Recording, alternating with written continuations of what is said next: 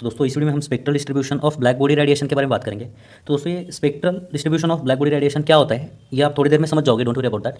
तो black body radiation को समझने से पहले दोस्तों हम यहाँ पे कोई भी एक ऑर्डिनरी बॉडी हम यहाँ पे कंसिडर करते हैं, कोई भी एक ऑर्डिनरी बॉडी जैसे कि लोहा, एल्यूमिनियम, ओके, ये कोई भी एक ऑर्डिनरी बॉडी हम यहाँ पे कंसिडर करते हैं और उसके रेडिएशन के बारे में पहले बात करते हैं, फिर ब्लैक बॉडी रेडिएशन का ये जो कंसेप्ट है इसको समझते हैं। ओके, तो दोस्तों कोई भी एक ऑर्डिनरी बॉडी जैसे कि एज्यूम करते हैं हम यहाँ पे एक आयरन है, आयरन का स्पीयर है, लोहा है, यहाँ पर एक लोहे का स्पीयर है।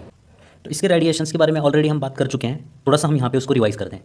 तो सपोज ये एक आयरन का स्पीयर है, ये रूम टेम्परेचर पे है, एज्यूम करते हैं हम यहाँ पे रूम टेम्परेचर पे है। ओके, इसका टेम्परेचर और ये एटमॉस्फेयर का टेम्परेचर सेम है, ये थर्मल इक्विलिब्रियम में है एटमॉस्फेयर के साथ। ओके, तब इसके साथ क्या होगा, इसके ऊपर देखिए दोस्तों कुछ रेडिएशंस इंसिडेंट होंगे। ओके, इसके ऊपर कुछ रेडिएशंस गिरेंगे, इसमें से ये क्या करेगा, कुछ को यहाँ पे रिफ्लेक्ट करेगा, कुछ को यहाँ पे रिफ्लेक्ट करेगा। ओके, कुछ को यहाँ पे क्या करेगा, एब्सॉर्ब करेगा। ये लोहा जो होता है ये ट्रांसमिट नहीं करता कुछ, तो यहाँ पे ट्रांसमिशन नहीं होगा। तो कुछ रेडिएशंस रिफ्लेक्ट किए, कुछ रेडिएशंस इसने एब्सॉर्ब किए। अब दोस्तों ये जो मेटल का स्पीयर है इसका जो रूम टेम्परेचर पे कलर होता है ना, ये कलर ये रिफ्लेक्टेड रेडिएशन के ऊपर डिपेंड होता है। जिस कलर का ये रिफ्लेक्टेड रेडिएशन होगा उसी कलर का आपको ये स्पीयर दिखेगा रूम टेम्परेचर पे। ओके, मतलब आप यहाँ से देख रहे हो तो आपको ये मेटल का स्पीयर उसी कलर का दिखेगा जिस कलर का रेडिएशन ये रिफ्लेक्ट करेगा। ओके, तो रूम टेम्परेचर पे जो कलर होता है वो रिफ्लेक्टेड रेडिएशन पे डिपेंड होता है दोस्तों। ओके, एक बात ये समझ में आ गई। अब देखिए ये इंसिडेंट रेडिएशन में से कुछ रेडिएशन को एब्सॉर्ब कर रहा है तो इसका टेम्परेचर बढ़ना शुरू होगा। अगर इसका टेम्परेचर बढ़ेगा तो थर्मल इक्विलिब्रियम में रहने के लिए ये कुछ रेडिएशंस रूम टेम्परेचर पे भी क्या करता है, इमिट करता है। ओके, ये ग्रीन कलर के जो दिखा रहा हूँ मैं ये इमिटेड रेडिएशंस हैं। ओके, ये कुछ रेडिएशंस को इमिट करेगा, ये रिफ्लेक्टेड है, ये इमिटेड है। इमिटेड और रिफ्लेक्टेड का जो हमने डिफरेंस देखा था ये आपको पता है यहाँ पर। ओके, अब रूम टेम्परेचर पे क्या होता है दोस्तों, जितना ये एब्सॉर्ब करता है उतना ये इमिट करता है। रूम टेम्परेचर पे जितना ये एब्सॉर्ब करेगा रेडिएशंस उतना ही ये क्या करेगा, इमिट करेगा। ओके, अब जब इस बॉडी का टेम्परेचर आप बढ़ाते हो दोस्तों, मान लेते हैं आपने इसको 100 डिग्री सेल्सियस तक हीट किया, ठीक है। अब ये ऑब्जेक्ट 100 डिग्री सेल्सियस पे है, अब ये मेटल का स्पीयर जो है 100 डिग्री सेल्सियस पे है। तो अब क्या होगा दोस्तों, जैसे ये यहाँ पे इंसिडेंट हो रहा था ये तो इंसिडेंट होगा, कुछ रिफ्लेक्ट होगा, ओके, कुछ यहाँ पे एब्सॉर्ब होगा। लेकिन अब जबकि इसका टेम्परेचर 100 डिग्री सेल्सियस है, ज़्यादा टेम्परेचर है, तो ये क्या करेगा, रेडिएशंस ज़्यादा इमिट करेगा। ओके, ज़्यादा रेडिएंट एनर्जी क्या करेगा, यहाँ पे इमिट करेगा। यहाँ पे कम रेडिएशंस इमिट कर रहा था, यहाँ पे ज़्यादा रेडिएशंस इमिट करेगा आप। ओके, और जैसे जैसे आप इसका टेम्परेचर बढ़ाते जाओगे ना ये ज़्यादा रेडिएशंस इमिट करता जाएगा। तो 100 डिग्री सेल्सियस पर कुछ एब्सॉर्ब किया और इमिट क्या करेगा, ज़्यादा करेगा। अगर आप इसको 500 डिग्री सेल्सियस तक हीट करोगे, इस लोहे के स्पीयर को 500 डिग्री सेल्सियस तक हीट करोगे तो ये कुछ रेडिएशंस एब्सॉर्ब कर रहा है, लेकिन इमिशन क्या होगा आप दोस्तों, यहाँ पे ये जो इमिट है वो बहुत ज़्यादा बढ़ जाएगा। ओके, इमिशन जो है वो बहुत ज़्यादा बढ़ जाएगा। तो यहाँ आपको ये जो स्पीयर है ग्रे कलर का दिख रहा था क्योंकि ये रिफ्लेक्टेड जो रेडिएशन है वो ग्रे कलर का था। यहाँ पे भी दोस्तों ये जो है ये आपको ग्रे कलर का दिख रहा था, 100 डिग्री सेल्सियस पे भी ये आपको ग्रे कलर का दिख रहा था क्योंकि ये रिफ्लेक्टेड रेडिएशन जो है वो ग्रे कलर के थे। लेकिन यहाँ पे क्या होता है, जैसे जैसे आप और टेम्परेचर बढ़ाते जाते हो दोस्तों, यहाँ पे ये जो इमिटेड रेडिएशंस हैं, ये जो इमिटेड रेडिएशंस हैं, ये इमिटेड रेडिएशंस जो है ना ये रिफ्लेक्टेड रेडिएशंस पे हावी हो जाते हैं। ये रिफ्लेक्टेड थे ना रेडिएशंस, इस पर ये हावी हो जाते हैं। ओके, मतलब इनकी पावर बढ़ जाती है, इससे बहुत कई गुना ज़्यादा इमिटेड रेडिएशंस की पावर होती है। तो ये रिफ्लेक्टेड रेडिएशंस अब नहीं दिखेंगे, इमिटेड रेडिएशंस दिखेंगे आपको। ओके, तो 500 डिग्री सेल्सियस पे ये जो लोहा है ये आपको मान लेते हैं रेड दिख रहा है। अगर आपने इसका टेम्परेचर 600 किया तो ऑरेंज दिखेगा, 700 किया तो येलो दिखेगा, 1000 किया तो मान लेते हैं ब्लू दिख रहा है। ओके, तो जैसे जैसे आप इसका टेम्परेचर बढ़ाते हो इसका कलर क्यों चेंज हो रहा है, ये जो पढ़ते हैं ना हम इसी को बोलते हैं स्पेक्ट्रल डिस्ट्रीब्यूशन ऑफ, ये ऑर्डिनरी बॉडी का रेडिएशन होगा आप जो पढ़ रहे हैं हम, ठीक है। तो ये जो लोहे का गोला है दोस्तों इसका टेम्परेचर जैसे जैसे आप बढ़ाते हो कुछ देर बाद इसका कलर भी चेंज होने लगता है, मतलब red, orange, yellow, correct, blue, कुछ इस प्रकार इसका जो कलर है वो चेंज होता जाता है। ऐसे क्यों हो रहा है इसके बारे में अब हम यहाँ पे डिस्कस करते हैं। तो सपोज दोस्तों ये वही स्पीयर है, आयरन का स्पीयर। तो ये आयरन का स्पीयर क्या करता है दोस्तों, ये आयरन का स्पीयर रेडिएशंस इमिट कर रहा है, ठीक है, ये रेडिएशंस को यहाँ पे इमिट कर रहा है। तो बेसिकली ये रेडिएशंस क्या होते हैं दोस्तों, ये रेडिएशंस होते हैं इलेक्ट्रोमैग्नेटिक वेव्स। ये क्या होते हैं, इलेक्ट्रोमैग्नेटिक वेव्स होते हैं। और इलेक्ट्रोमैग्नेटिक वेव्स मतलब क्या, ये 11th में आप पढ़ चुके हैं। ओके, इलेक्ट्रोमैग्नेटिक वेव्स मतलब इसके अंदर बहुत सारी रेंज होती है वेव्स की, अलग अलग वेवलेंथ की वेव्स होती है उसके अंदर, उसको हम स्पेक्ट्रम बोलते हैं। स्पेक्ट्रम का मतलब रेंज होती है यहाँ पर। ओके, तो ये इलेक्ट्रोमैग्नेटिक वेव्स के अंदर बहुत सारी ऐसी वेव्स होती हैं उनकी वेवलेंथ अलग अलग होती है, जैसे कि λ1, λ2, λ3, λ4 एंड सो ऑन। ओके, तो 11th में आप पढ़ चुके हैं दोस्तों। ये जो रेंज होती है इसके अंदर कुछ आपको रेडिएशंस विजिबल होते हैं, कुछ विजिबल रेंज होती है इसके अंदर। ये विजिबल रेंज है एज्यूम करते हैं हम, जैसे कि आपको पता है ये विजिबल रेंज मतलब विबग्योर, ओके, ये विबग्योर, ये रेड होता है, orange, yellow, green, blue, like that, okay. तो इनकी कुछ वेवलेंथ होती है, इनकी कुछ वेवलेंथ होती है, ठीक है। अब जैसे जैसे आप इधर जाते हो ना वेवलेंथ बढ़ती है, जैसे जैसे आप इधर आते हो वेवलेंथ कम होती है, मतलब रेड की वेवलेंथ ज़्यादा होगी, वॉयलेट की वेवलेंथ थोड़ी कम होगी। अब दोस्तों ये जो रेड है इसके इस साइड में क्या होता है कि इंफ्रारेड होता है, इंफ्रारेड रेडिएशंस होते हैं, और इंफ्रारेड रेडिएशन के उस साइड पे फिर माइक्रोवेव रेडिएशंस, फिर उसके बाद आप बोल सकते हो रेडियो वेव्स होते हैं। जैसे जैसे आप उधर जाते हो यहाँ पे क्या होती है, ये वेवलेंथ बढ़ती जाती है, ओके, ये वेवलेंथ बढ़ती जाती है। और जैसे जैसे आप इधर आते हो, अगर ये वॉयलेट के इधर आए तो यहाँ पे क्या होता है, ये अल्ट्रा वॉयलेट होता है, यहाँ पे अल्ट्रा वॉयलेट रेडिएशंस होते हैं, फिर इसके इस साइड में एक्सरे, फिर गामा रेज वगैरह होते हैं। तो जैसे जैसे आप इधर आते हो ये वेवलेंथ कम होती जाती है, ओके, ये वेवलेंथ क्या होती है यहाँ पे कम होती जाती है। तो अगर दोस्तों सपोज ये यहाँ पे λ1 है, ये λ2, λ3, ये वॉयलेट की λ4, ब्लू की λ5, ठीक है, येलो की λ6, λ7, infrared λ8, just like that λ9, okay. ये वेवलेंथ है, यहाँ पर ये वेवलेंथ की रेंज है। तो ये जो ऑब्जेक्ट है ना दोस्तों, ये जो ऑब्जेक्ट है ये किसी भी टेम्परेचर पे, चाहे टेम्परेचर यहाँ पे रूम टेम्परेचर हो, या फिर टेम्परेचर 100 डिग्री सेल्सियस हो, या फिर 500 डिग्री सेल्सियस हो, या 700 डिग्री सेल्सियस हो, इसके अंदर की हर एक वेवलेंथ की वेव को ये इमिट करता है। मतलब यहाँ पे देखिए किसी भी टेम्परेचर पे आपको यहाँ पे पूरी सभी की सभी जो है ना वेव्स दिखेंगी आपको यहाँ पे।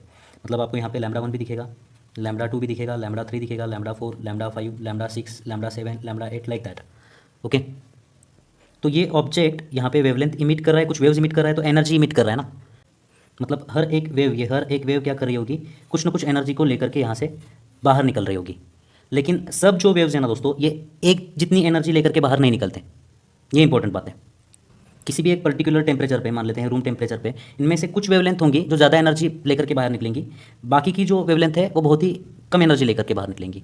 जैसे ही आप टेम्परेचर चेंज करते हो दोस्तों, 100 डिग्री सेल्सियस पे गए, तो अब यहाँ का जो सीन है वो चेंज हो जाएगा। अब दूसरी कौन सी वेवलेंथ होंगी जो ज़्यादा एनर्जी लेकर के बाहर निकलेंगी, बाकी की वेवलेंथ कम एनर्जी लेकर के बाहर निकलेंगी, ओके। तो ये टेम्परेचर के साथ साथ ये इनका जो एनर्जी का डिस्ट्रीब्यूशन है ये कैसे वैरी करता है, इसी को दोस्तों स्पेक्ट्रल डिस्ट्रीब्यूशन, क्या बोलते हैं इसको, spectral distribution, spectral distribution of, अभी तो हम ऑर्डिनरी बॉडी का रेडिएशन देख रहे हैं ना, तो ऑफ ऑर्डिनरी बॉडी रेडिएशन देखेंगे फिर, ओके, ऑर्डिनरी बॉडी रेडिएशन, फिर बाद में हम ब्लैक बॉडी के बारे में बात करेंगे। ऑर्डिनरी बॉडी और ब्लैक बॉडी का रेडिएशन सेम ही होगा यहाँ पर ऑलमोस्ट, ठीक है। अब इस चीज़ को दोस्तों हम यहाँ पे ग्राफ के थ्रू समझते हैं, ये डिस्ट्रीब्यूशन का ग्राफ हम यहाँ पे बनाते हैं।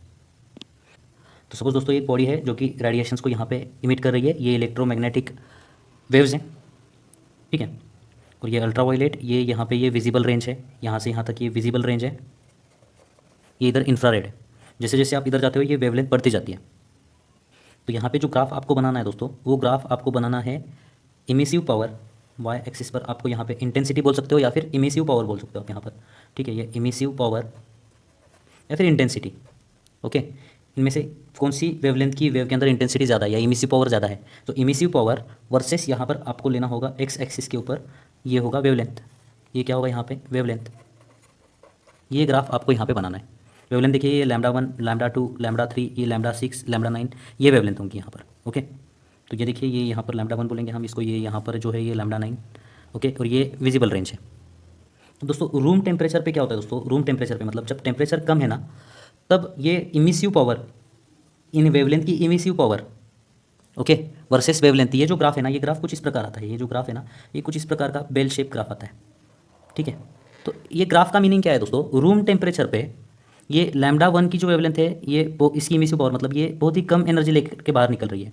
λ3 वाला जो है ये भी बहुत, इसकी भी इमिसिव पावर बहुत कम है। λ4 की भी इमिसिव पावर कम है, λ7 की भी इमिसिव पावर कम है। किसकी ज़्यादा है, λ9 की ज़्यादा है। देखिए यहाँ पर इसकी जो इमिसिव पावर है वो बहुत ज़्यादा है रूम टेम्परेचर पे, ठीक है। तो रूम टेम्परेचर पे वो जो ऑब्जेक्ट का कलर आपको दिखेगा वो उस वेव का दिखेगा जिसकी वेवलेंथ सबसे ज़्यादा होगी। तो यहाँ पे आपको क्या दिखेगा रूम टेम्परेचर पे, आपको यहाँ पे इंफ्रारेड वेव्स दिखेंगे। इंफ्रारेड हमको दिखते नहीं, ये हमें महसूस होते हैं सिर्फ, ठीक है। तो आपको यहाँ पे रूम टेम्परेचर पे गर्माहट महसूस होगी लेकिन दिखेगी नहीं, ओके।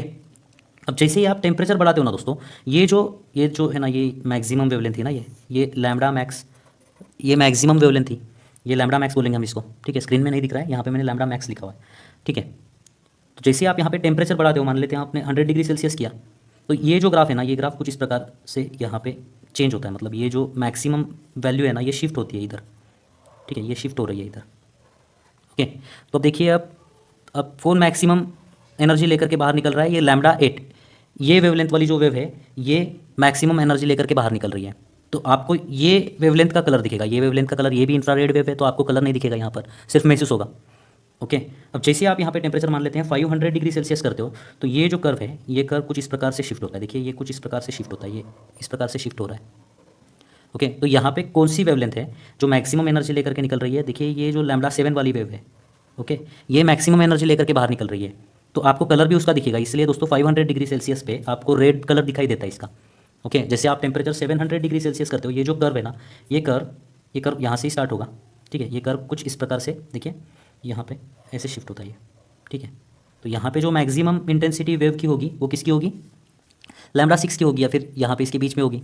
तो आपको कलर कौन सा दिखेगा? 700 डिग्री सेल्सियस पे आपको यहाँ पे ऑरेंज दिखेगा या तो फिर येलो दिखेगा। ठीक है, तो इसी को दोस्तों स्पेक्ट्रल डिस्ट्रीब्यूशन बोलते हैं, इसी को स्पेक्ट्रल डिस्ट्रीब्यूशन बोलते हैं ऑफ रेडिएशन। और ये ऑर्डिनरी बॉडी का स्पेक्ट्रल डिस्ट्रीब्यूशन है। अब हमें देखना है दोस्तों ब्लैक बॉडी का जो स्पेक्ट्रल डिस्ट्रीब्यूशन है वो कैसा होता है। तो देखते हैं दोस्तों spectral distribution of black body radiation. तो सपोज दोस्तों आपके पास यहाँ पर एक ब्लैक बॉडी है और ये ब्लैक बॉडी रूम टेम्परेचर पे है। रूम टेम्परेचर पे मतलब इसका जो टेम्परेचर है वो एटमॉस्फेयर का टेम्परेचर सेम है यहाँ पर। तो इसके ऊपर जो रेडिएशंस इंसिडेंट होंगे, ब्लैक बॉडी क्या करती है दोस्तों? ब्लैक बॉडी कोई भी रेडिएशन को रिफ्लेक्ट नहीं करती, यहाँ पर पूरा के पूरा क्या करेगी, यहाँ पर ये एब्सॉर्ब करेगी। और क्योंकि ये पूरा के पूरा एब्सॉर्ब करती है, कुछ रिफ्लेक्ट नहीं कर रही है, इसीलिए रूम टेम्परेचर पे आप यहाँ से देख रहे हो, यहाँ पे कोई रेडिएशन, कोई लाइट रिफ्लेक्ट नहीं हो रहा है। इसलिए आपको रूम टेम्परेचर पे जो ब्लैक बॉडी है वो ब्लैक दिखेगी, क्योंकि यहाँ से कोई भी कलर का रेडिएशन नहीं आ रहा है। ठीक है, तो रूम टेम्परेचर पे जो ब्लैक बॉडी होती है वो ब्लैक ही दिखेगी आपको। जबकि दोस्तों रूम टेम्परेचर पे ये कुछ रेडिएशंस को यहाँ पे एब्सॉर्ब कर रहा है, तो जितने रेडिएशन को एब्सॉर्ब करेगा उतने रेडिएशंस को यहाँ पे इमिट करेगा। सेम जो हमने लोहे के केस में देखा था वैसा ही होता है दोस्तों, सिर्फ यहाँ पे चेंज क्या है कि यहाँ पे कुछ रिफ्लेक्शन नहीं होता है। ओके, वहाँ पे रिफ्लेक्शन हो रहा था, यहाँ पे कुछ रिफ्लेक्शन नहीं हो रहा है, बाकी का पूरा जो फिनोमिना है वो सेम रहेगा। अब इस ब्लैक बॉडी का भी अगर टेम्परेचर बढ़ता है तो कुछ देर बाद ये जो है इसका कलर चेंज होना शुरू होता है। ये क्यों होता है? ये ऑलरेडी लोहे के केस में मैंने आपको बताया था, वैसा ही होता है यहाँ पर। मतलब कि हर एक टेम्परेचर पे ये जो ब्लैक बॉडी है वो हर एक वेवलेंथ को क्या करेगी, यहाँ पे इमिट करेगी, लैम्डा 4, लैम्डा 5, लैम्डा 6।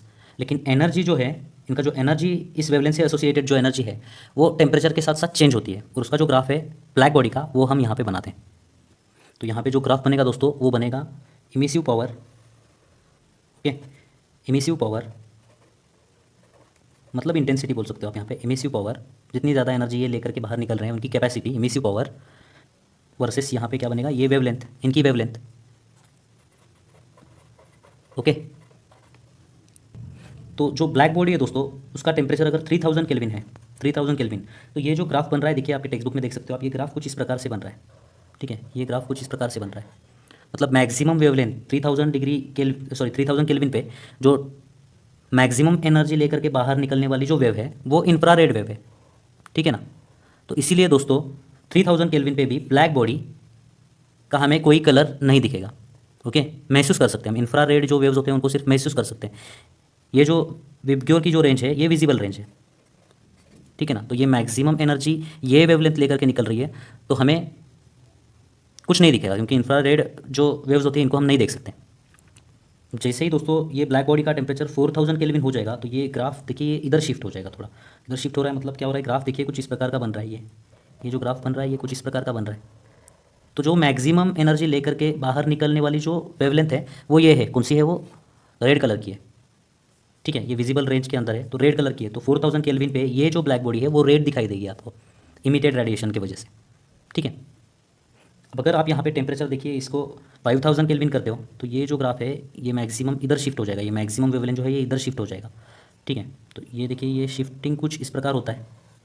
तो देखिए मैक्सिमम मतलब ये येलो ऑरेंज के बीच में आ रहा है 5000 केल्विन पे। तो अगर 5000 केल्विन टेम्परेचर है ब्लैक बॉडी का तो येलो ऑरेंज कुछ इस प्रकार की लाइट जो है वो इमिट करेगी, तो आपको ये येलो ऑरेंज के बीच में दिखाई देगी। ठीक है, तो यहाँ से आपने क्या ऑब्जर्व किया दोस्तों, यहाँ से आपने ऑब्जर्व किया कि अगर आप यहाँ पे टेम्परेचर बढ़ाते हो, आप यहाँ पे देखिए टेम्परेचर बढ़ाते हो तो जो वेवलेंथ है, जो ज़्यादा एनर्जी लेकर के बाहर निकल रही है वो वेवलेंथ कम होती है यहाँ पर। लैम्डा मैक्स मतलब जो वेवलेंथ मैक्सिमम एनर्जी लेकर के बाहर निकल रही है ना वो वेवलेंथ कम हो रही है।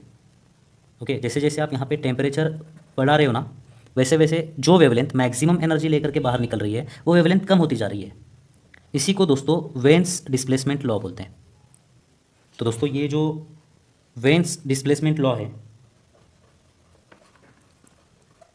ये क्या है, जो वेवलेंथ मैक्सिमम एनर्जी लेकर के बाहर निकल रही है लैम्बडा मैक्स, ये टेम्परेचर के साथ, एब्सोल्यूट टेम्परेचर है ना, ये केल्विन में मेजर कर रहे हैं तो एब्सोल्यूट टेम्परेचर के साथ इन्वर्सली प्रोपोर्शनल होती है।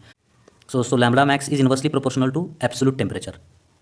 तो यहाँ पे दोस्तों ये spectral distribution of black body radiation ये पार्ट खत्म होता है। नेक्स्ट वीडियो में दोस्तों हम वेन्स डिस्प्लेसमेंट लॉ देखेंगे। ओके, उसके ऊपर कुछ एग्जांपल सॉल्व करते हैं। तो मिलते हैं दोस्तों आपसे अगली वीडियो में। धन्यवाद।